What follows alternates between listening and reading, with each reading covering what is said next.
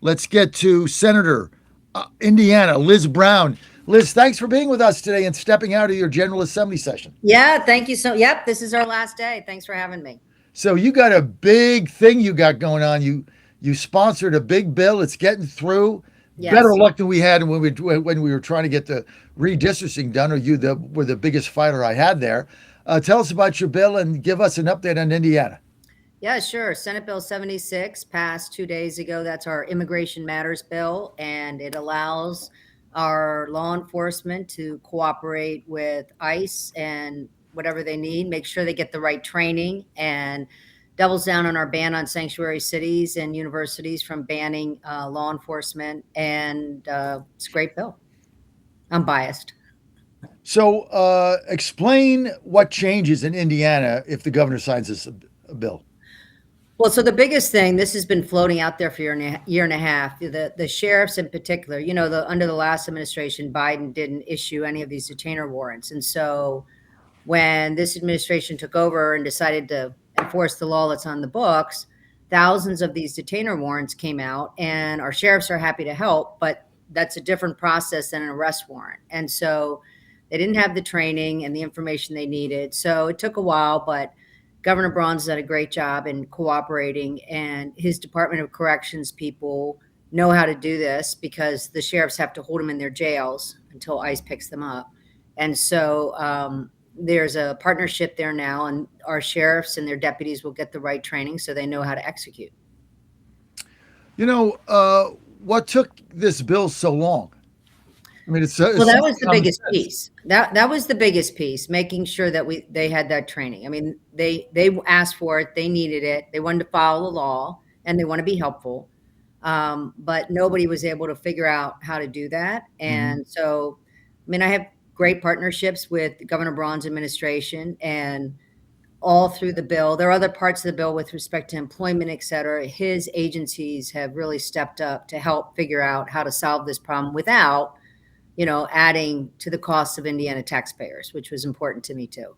Liz Brown with us, state senator, Indiana. She's in the Fort Wayne area, one of the leading MAGA conservatives there. And Liz, you're a fighter. Tell us about. I mean, I left there in December before. I think it was before Christmas or just after Christmas. I don't remember. When were we there? Was it before or after It Christmas? was before Christmas. Before Christmas. It was so cold, it seemed like It was cold. That's it what was I very cold. remember. It was very, very cold, but we fought hard, and you're a fighter. Now your General Assembly is about to close in the short session. What have you guys accomplished there, other So than that's one of the big. your bill?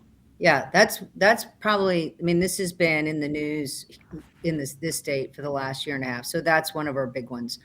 We have some tax bills coming through, and we're a real conservative state. So we have bills that have to do with making sure our school systems, our public school systems, particularly here in Indianapolis, are financially stable. As probably in many urban areas, they're struggling with enrollment. Probably more so here because we have vouchers, choice scholarships, so we give parents choice to choose. So I mean, there's a lot of moving pieces. We've tried to deregulate across industries. It's a lot going on. Um, would you classify this session as successful for the MAGA movement? Yes, yes. This is a big win. I mean, this is the gold standard. This bill in particular.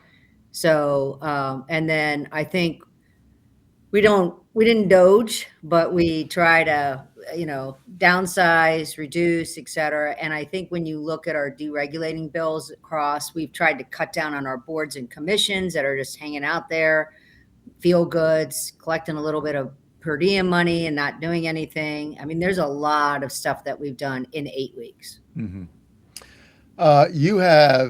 You're one of our biggest fighters in the country. I understand you have a primary challenge. When is that? May What fifth, election? May May fifth. 5th.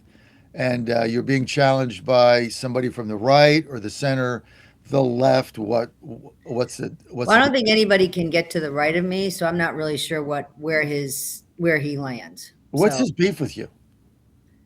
I don't know. I mean, I just don't quite understand how anyone can say they're more pro-life, more conservative. I mean, I've been fighting for this immigration bill for almost a year and a half now, and it's hard to say, but I mean, I'll stand my record against anybody in the Senate. Frankly, anybody in the state house.